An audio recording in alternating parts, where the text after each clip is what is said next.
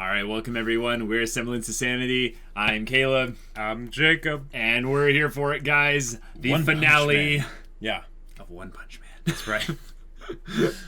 All right, are you ready for some serious Boros for Saitama Sakuga? Sakuga does sound very nice. Mm-hmm. I would not mind that.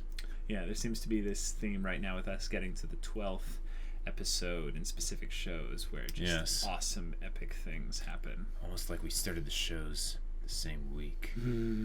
But that being said, the way the last episode ended, Boros was punched by Saitama. His armor was shattered. And he was not killed instantly. Yes. And he regenerated to some extent and changed into a new form and went all Super Saiyan alien form. And Saitama's just like, neat. Okay. Yeah, okay, yeah. Soka. So what are you expecting this episode? Pretty much what you said. Okay. Anything else? Maybe more Sakuga? Okay. Lots of Sakuga. Yeah. Let's watch it then.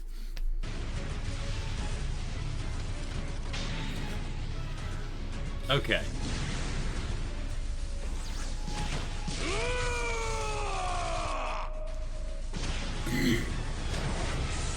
All right.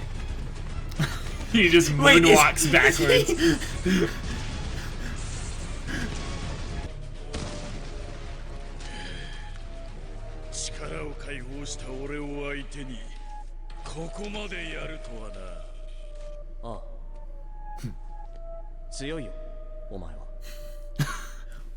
Saitama's never said that to someone, though. No.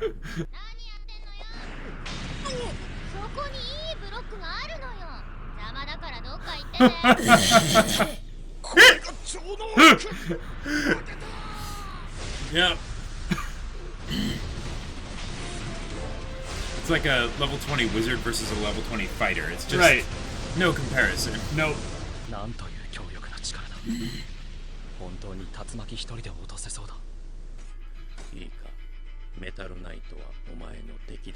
Ah.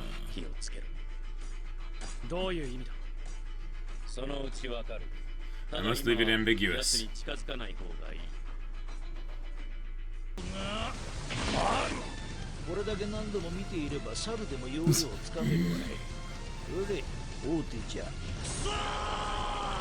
Wait, is this the opening? Yep.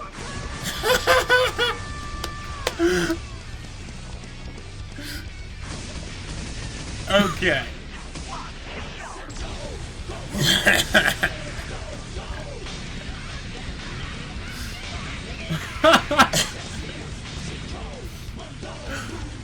Oh yeah.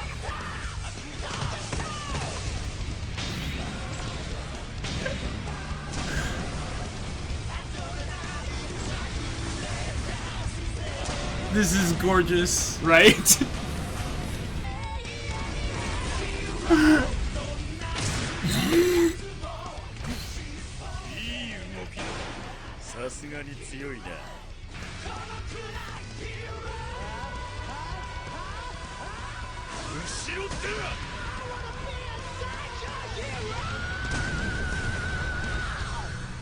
Whoa.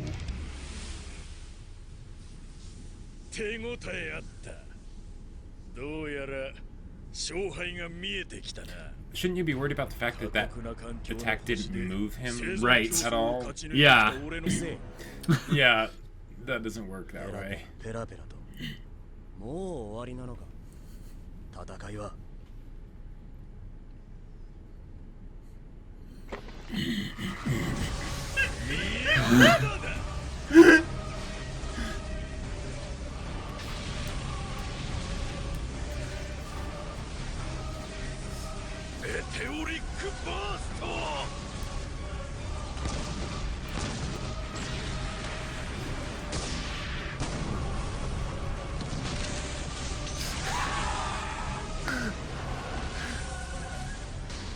As Saitama, look at this. What?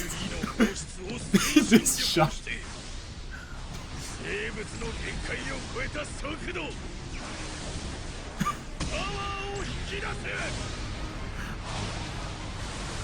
I'm speechless. Right?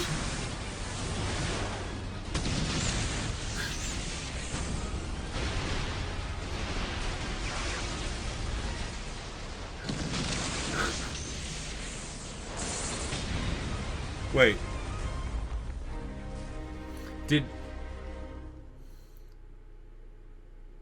Are you kidding me?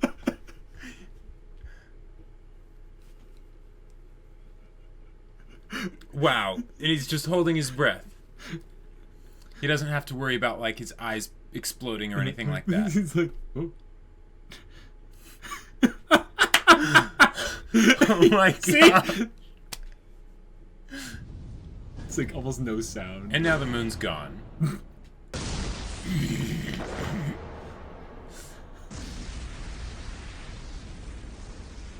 His little eyes just like...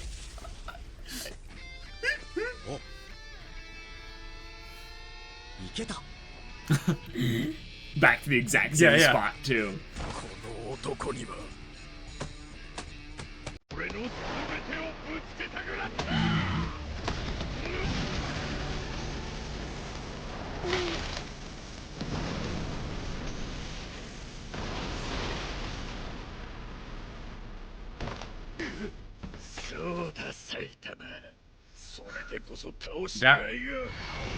That didn't...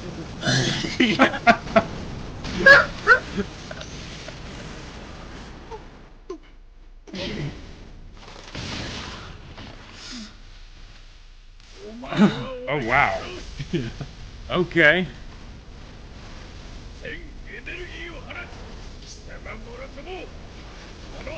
There's the god level threat. Right. I love the shadows in his eyes. Just, yep. Is he finally, like, taking this seriously, you know? Well... Collapsing star, okay. What? Wait. Serious series? Serious punch. Are you kidding me?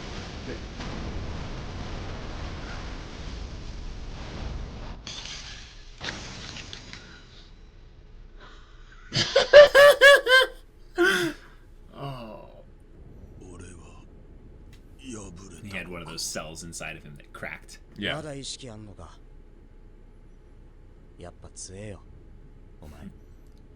got his wish. Right. Or did he? Well, no, this... He did and didn't.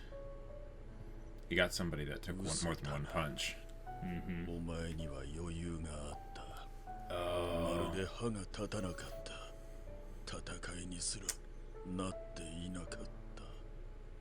Nice. Mm-hmm.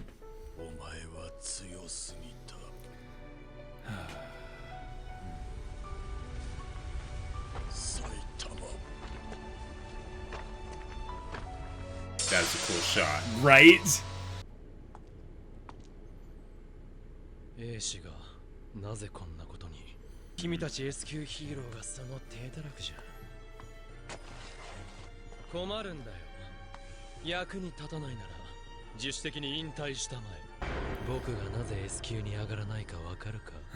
君みたいな弱くて何の取り柄もない雑魚を S 級にさせないために A 級1位を守っているのさ。Metal Knight. メタルナイト。何の用があってここへ来た。もう戦いは終わっている。メタルナイトはお前の敵だ。ジェノスか。まさか宇宙船を回収しに来たのか。未知の科学を取り入れ、より強力な兵器を作るために。その通りだ。強力な兵器が必要なのだ。Saw that 平 coming. 和のためにな。宇宙人の生き残りがいるぞ。誰か来たぞ。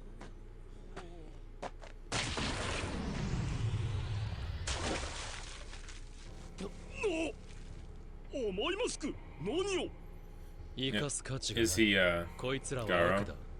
速やかに正義を執行したまでさ。奴は先生に会う前の俺に似ている。心に余裕がない。悪の撲滅を焦っている。おそらく俺と同様過去に相当な何かが。そういえば先生は無事か。 Right?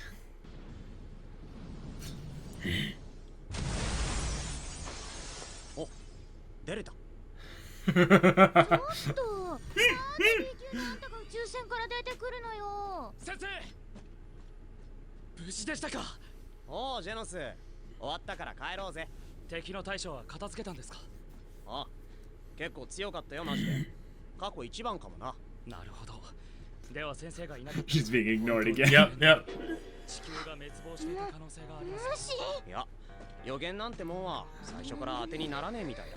ちょっと待ちなさい。どうやったか知らないけど、単独で乗り込んでたの。 B 級の分際で出しゃばるんじゃないわよ。あんたなんかいなくても私一人で十分だったんだから。ハゲタックルで卵。天気のこと間抜けど。ジェノス、なんか言ってやれ。そうですよね。おいクソガキ。待ってうせろ。打ちのめす。いいぞいいぞ。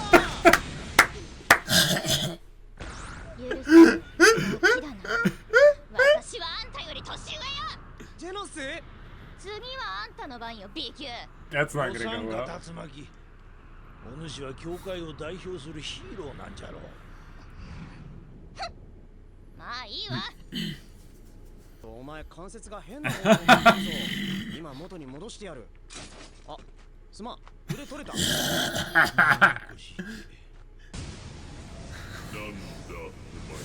And the kid totally didn't die from 趣味と inertia. 実益を兼ねてヒーローをやっている Yep. お方だ。お方。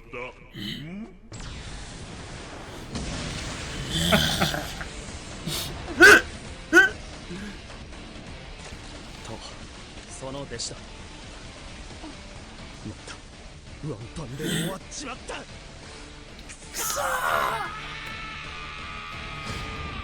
Yep. There it is. All right, there you go, Jacob. One Punch Man. Yeah, that was quite the spectacle. Right.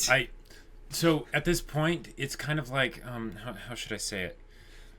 Why watch any other action anime? Like I mean, I know that that's not quite right. You know, they're all great and everything, but why haven't we seen more stuff on this level? Right. Well, we do see them, but they're packed in very dense, not very densely, but very kind of spread out stories where there's not really a lot going on. And One Punch Man really decides to remove a lot of the fake buildup on a lot of things. Yes, absolutely. And decides to just go straight for that one punch. Yep. And it's fantastic and it's amazing. Yeah, and when they do build up, more than not, the build-up is actually really good in a specific different area, like about the psychology aspects of heroes with Deep Sea King. Yep. But the thing I really love about this episode is that it's the finale in which Saitama seems to be actually taking this seriously because they show the shadows under his eyes, and that's kind of what we've seen when he's like, all right, I'm taking this seriously. Yeah. But what I translate that actually to being is that he's hitting a new height, and it disappoints him again because it's all too easy again. The point of this fight was that if you actually go and look, there's only a few specific times he actually throws a punch. Right. I know what places you're talking about. Yeah. Exactly. He either pulverizes his armor, he either explodes the guy into like a million pieces, then he reassembles instantly. Right. Or he kind of half punches him and it sends him back a little bit. Yeah. But that's to show that Saitama is so strong, and he's so kind of tired of just being this strong, that he's willing to give Boros the opportunity to basically give out his all and see if it actually will be enough. Yeah. In a way, you could see it as a kindness to Boros. Because it is a kindness to Boros. If you think about it, anytime Saitama goes up to fight somebody, he is executing them. Absolutely. There is no contest about it. If he goes up to fight them, they will die. Done. That's why he always tells them, he's like, hey, let's not do this. Right. You can stop. He's not a very good talker, so it doesn't really ever usually work. Yeah. The only time it came close to the kind of... the only time it really worked was Hammerhead. And he kind of smacked him with his knuckles a little bit, just kind of like, king, and his armor shattered, and he was naked, and he's like, get out. And he's like, oh, okay, and then he ran. But with Boros, you can basically infer that he did the same thing with his armor. That's one of the things that a lot of people think when they look at this episode, is they go, okay, Boros, so strong, Saitama punched him, and that's the point, is that it tricks you into thinking that, This is the final. This is the villain Saitama has been waiting for. Yes. When in actuality, it's the fight that Boros has been waiting for. Yeah, and Saitama gave it to him. Saitama actually rewarded him with that. It's coming full circle on what they did in the very beginning. Very beginning, because if you think about it, with the dream, right? With the dream, yes, for sure. Right. But then also the idea that Saitama was disappointed that it took just one punch, right? Which basically means that he was trying to have it take more. Yes. So that's why he is intentionally lessening his punches. So him saying my super serious punch or whatever. Right. That's him saying, okay, you're actually going to make me have to punch you with a little bit of intent. Right.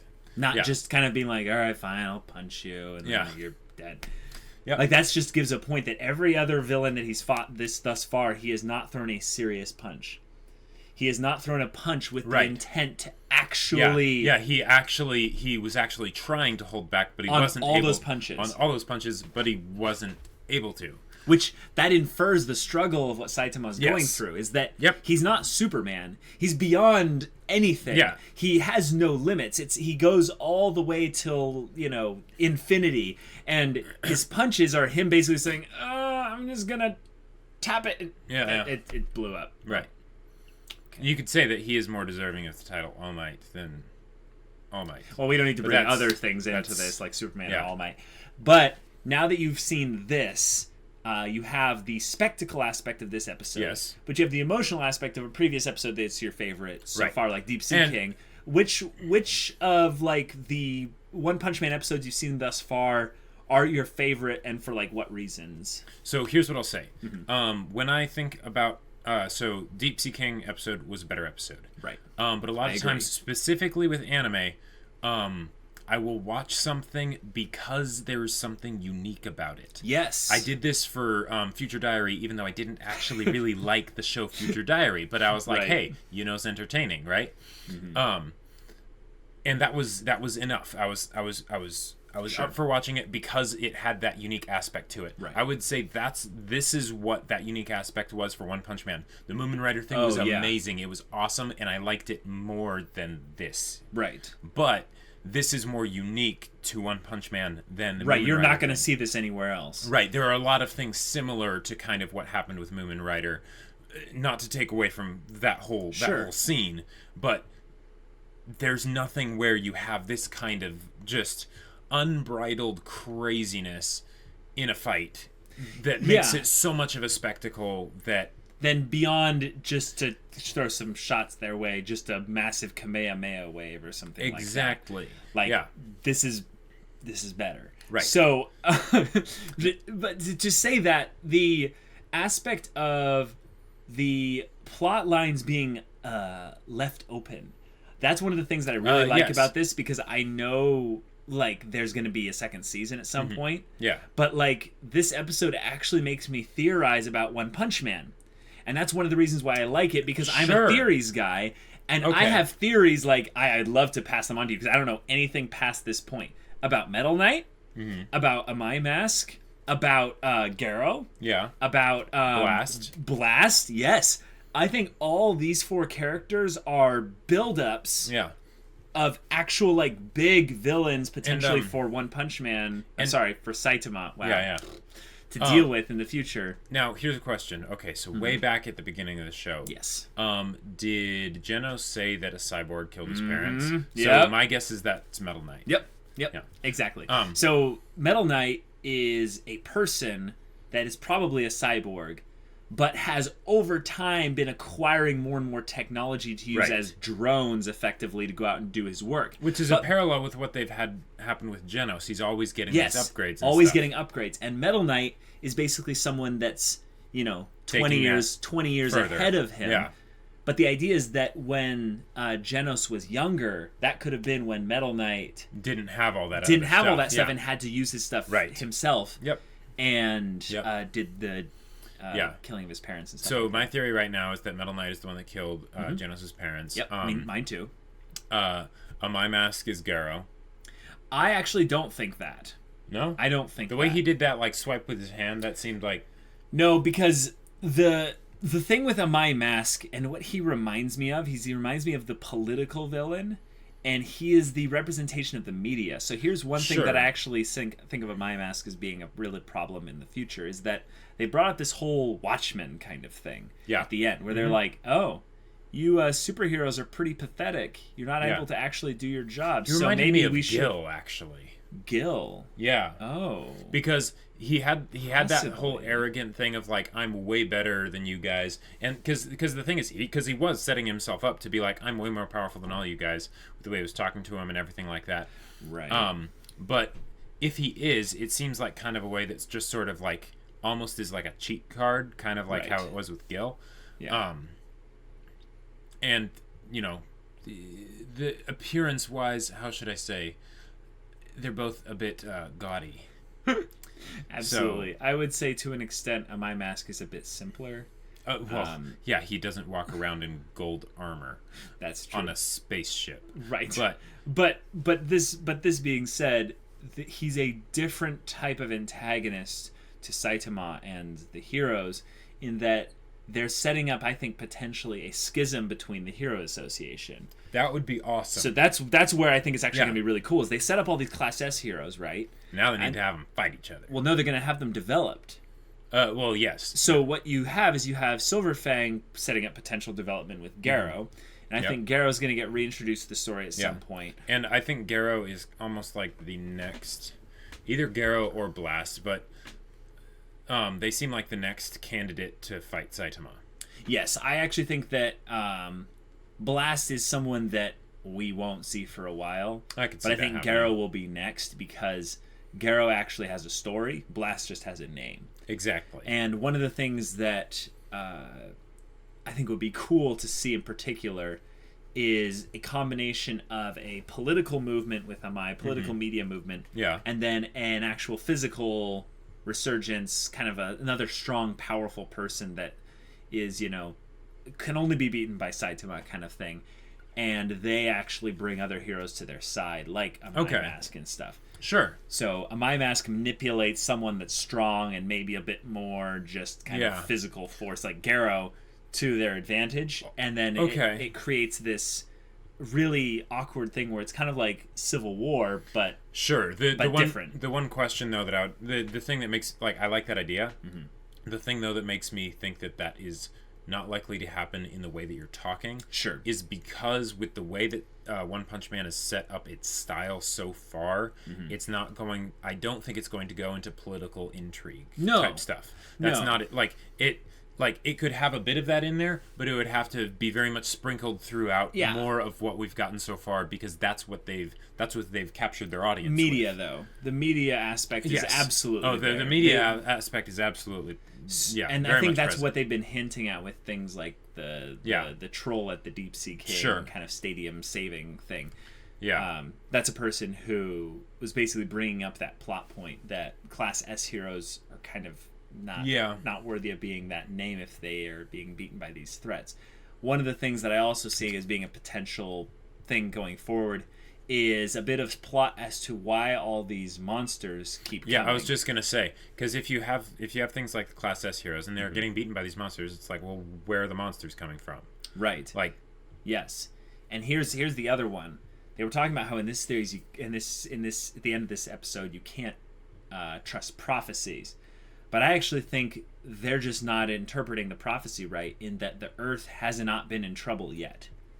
Okay. And one of the things that I think is really a kind of a really weird twist on the theory is actually Saitama is the problem. Threat. Yeah. He's the threat, in that as he continues to fight people that will actually require him to use more strength, he needs to be really careful about how he exercises his power. Okay. And I think that's kind of what the Meteor episode kind of set up on a city scale, where they're going to move it eventually to a global scale. Here's a wacky thought. Okay.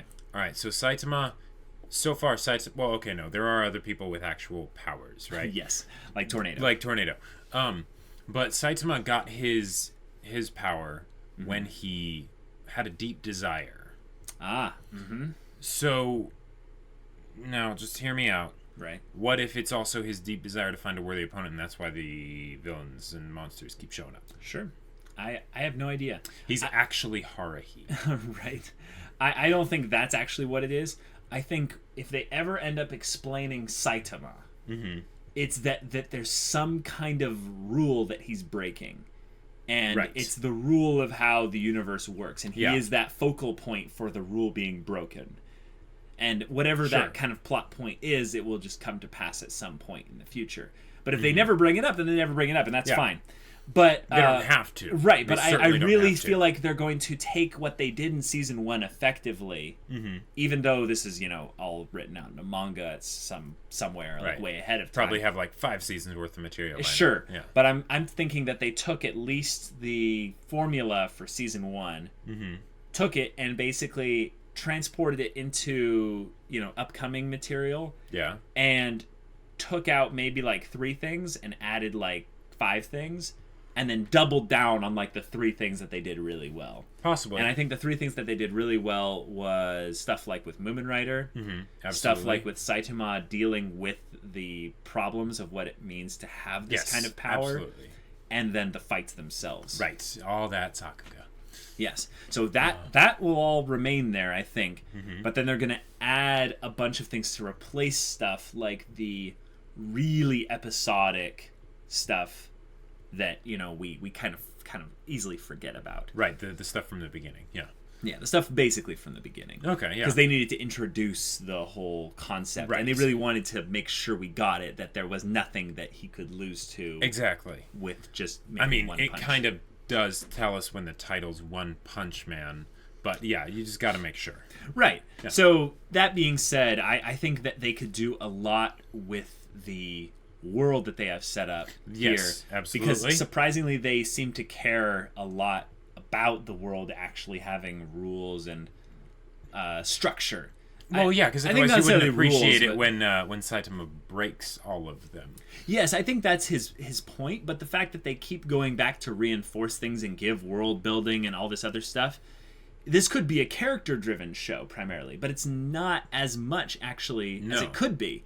That's true. I would say it's way less hindered from being it's hindered a lot from being a fully character-driven show, because you look at someone like Genos, and they haven't focused at all on his character. Even though he's the sort of person that should be the main character in a traditional story.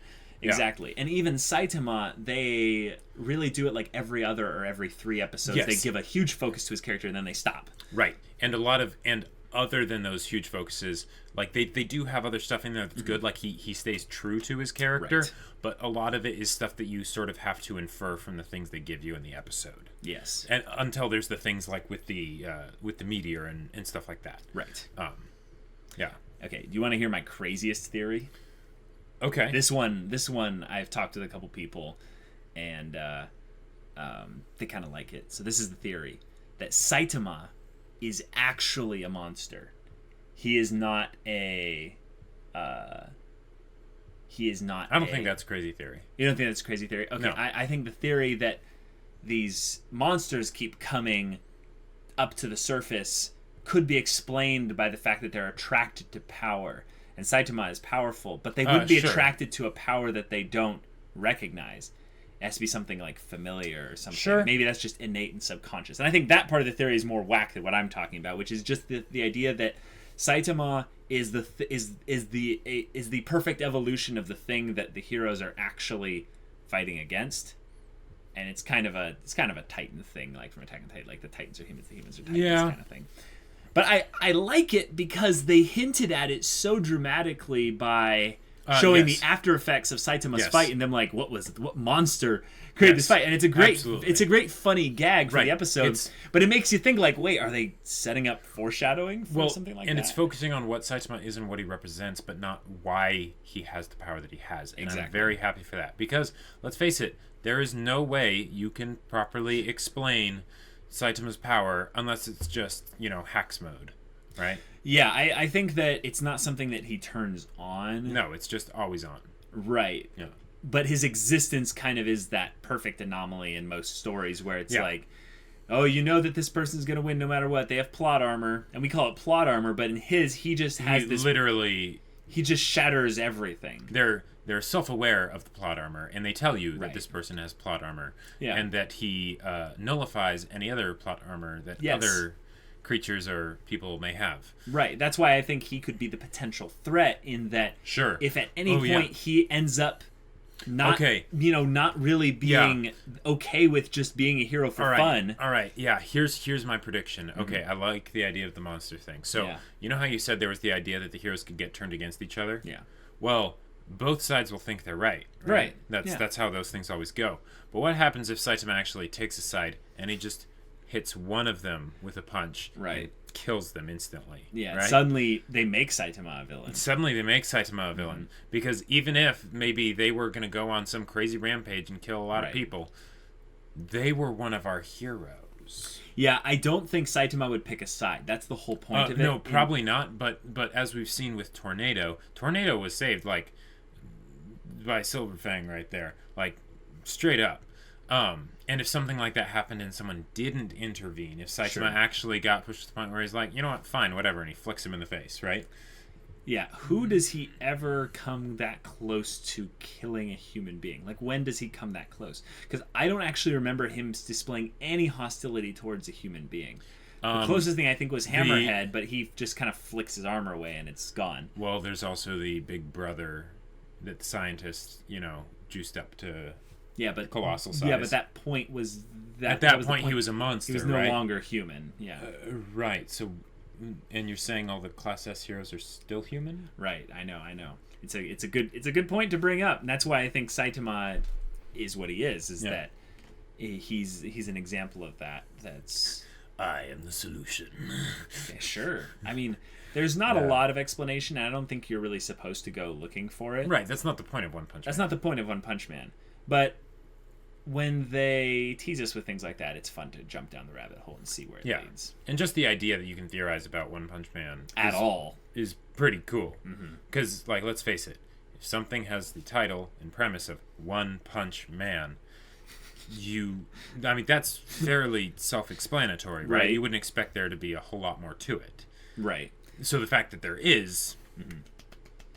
I want to bring up something. You said, what if Saitama is Haruhi? And I want to bring up the idea that instead of him being able to create reality, it's the idea that at some point, people are going to have to make sure that Saitama is still having fun. Because if not, he'll get bored. If he gets bored, he doesn't really go to help people when the world's in danger. Okay, sure, yeah. So it's not that he does anything bad if he's bored, but it's just that he doesn't do the good stuff if he's bored, because he's just like, what's the point? Right. Okay, yeah, it's like the Konosuba OVA, where they're needing to inspire and make him have fun with this whole thing so that he'll be a hero and keep doing... That is much better than the comparison I was about to draw. Yeah. Yeah, don't do the comparison you're about to draw. I think Yeah, you don't need to do that one. Just punch the... Yeah. Anyways, but with the show, you have a temptation to see it as just parody. But now that you've finished the whole thing, it's obviously not just parody. What bits are you able to kind of hold on to and go, that's parody, yeah. But then other parts you go, I like to rewatch that part because there's elements of story there that I the really fight in the Moon Rider's Deep Sea King. Like, those two stand out right away. The other ones, not as much. I mean, there's funny parts, but not as much things that I would specifically want to go to that scene for. I might rewatch, episodes of the show and love moments as they come by, right? Like the whole thing with the seaweed monster or whatever, or the mosquito. But they wouldn't be things I would go out of my way to watch. It would be if I just felt like rewatching One Punch Man. Yeah. So, yeah. But... Okay. Yeah, Moomin Rider and Fight with Boros, absolutely. Yeah. And I really like the Meteor part because they get the mob effect of them all chanting for Saitama to essentially give it up. And he actually gets that part's made me too angry. Well, I get that, but you've never been angry in a One Punch Man episode before that or after that. Yeah, but I mean, So the reason that I like the Moomin Rider thing so much more is because when I first watched the Meteor thing, it was great and it's something that could very well happen, but it was so extreme that I kind of was distanced from it, right? Oh. I didn't care about any of the other people in the crowd or anything like that. I cared about Saitama, but it just didn't have the same impact as what happened with Moomin Rider, and that's probably just because Moomin Rider is hands down my favorite character in One Punch Man. Right. Yeah. Moomin Rider is kind of reserved for that special place in our hearts where you have someone that's so endearing and someone that you can absolutely empathize with. But that they're barely actually on screen. Yep. But when they are, you just can't help but smile and just be like, Moomin Rider. Moomin Rider is like a perfect example of the side character that like their screen time to like enjoyment. Yes, ratio is stupidly high. It's just, it breaks everything. Yeah. It's absolutely ridiculous. Yeah. Okay, so how excited would you be to watching a One Punch Man season 2? Oh, absolutely. Oh, okay. Like I wouldn't be like hyped and like, you know, hounding like the internet forums and stuff to find out like when it is. Right. But I would for sure want to watch it. But are you willing to wait and not read manga or anything like that? Yeah, actually, I would say that's one of the things that makes something like One Punch Man a bit easier, because since, like, I very much enjoyed it a lot, but I wasn't super invested in it, if that makes sense. Like, I wanted to see what happened next for the enjoyment aspect, but it wasn't like, oh, crap, what's going to happen next? Because, like, to an extent, you kind of know. Yeah. So the idea of waiting isn't bad. Plus, why would you want to miss out on that amazing Sakuga? Like, right, the visuals of One Punch Man are so good, and we know that the author of One Punch Man, who's not necessarily the artist though, right? You won't necessarily be getting that much of a treat even with the art. Right. Although that would actually be something, the one thing that I would actually be kind of interested in reading, like the One Punch Man manga for it and the Mob Psycho manga, is specifically to see the journey of one as he's creating this thing, because his story is totally an underdog story, and as someone who's making a story of their own, that is something that I'm very interested in, and that would actually be the biggest pull of the manga for either of those shows for me. Yeah, not seeing the actual story. I kind of agree. Like I've been tempted to read the the Mob Psycho 100 manga in particular, because I love Mob Psycho 100. That show is so good. Not really as much for One Punch Man as well, for the same reasons you are. Just wasn't as invested into it. I did find it entertaining, but I find it because it wasn't as character driven. Right. As Mob Psycho 100. Yes. Whereas with Mob Psycho 100, it's like you're dying to see the next awesome thing that Reagan does, or, you know, the next lesson he teaches Mob, or absolutely. You know, whatever. Their interactions are so good. Yeah. So with this, we are essentially done for One Punch Man, though. That's true. Yeah. So for now, guys, we'll be in One Punch Man hiatus land until season 2, but we will be doing reactions to those once they come out. Yep. We will both not be reading any manga or anything like that, but we will also not be doing any of the OVAs. Right. So we're going to be moving straight to our next show, which some of you might be very excited to hear about this. Yeah. It was a real neck and neck on the Patreon poll. Yes. Yeah, so recently, if you've been watching our videos, yesterday we released JoJo's Bizarre Adventure. Some episodes of that. And that's it's pretty exciting. So with those out, that moves our first place winners in the polls recently into our current reaction shows. But what was second place, Jacob? Haikyuu. And it was Haikyuu. They were neck and neck like the entire time. It was insane. Yeah. Haikyuu was, I believe, 4 votes behind JoJo's. But most of the time they were exactly tied, and it kept switching as to which one was in the lead for the whole week that the poll was on. It was crazy. So this is giving you a little bit of a picture of how we do things, guys. We have our Patreon early access people, but everyone that's on Patreon as well has access to our polls, and we'll be doing new shows when we finish, say, you know, when we're up to date with the anime. Right. And we'll move on to something else. Yeah. So with One Punch Man, the slot of Sunday is now getting replaced with Haikyuu. Yeah. And that is going to be very fun. We have both never watched the entirety, at least, of a sports anime. I haven't watched any sports anime at all, and I think you watched a tiny bit of it. I watched Chihaya Furu. Okay, but that's like that they're just like slapping cards. Like it's still technically a sports anime, but it's kind of not. But yeah. All right. Well, that's gonna be it. That's gonna be fun. So if you want to watch the first episode of Haikyuu right now, go check out the link in the description, and we've got our Patreon early access thing, and you can watch the first episode of Haikyuu a week before everyone else. It's pretty cool. Yeah. But yeah. All right, guys. It's been fun. It's been a ride. Jacob. It really has. You're caught up. I can't believe it took me this long to watch One Punch Man. Right? I couldn't believe it either. All right, guys. We'll see you again next time. But until then, we're Semblance of Sanity. I'm Caleb. I'm Jacob. And we'll see you all next time.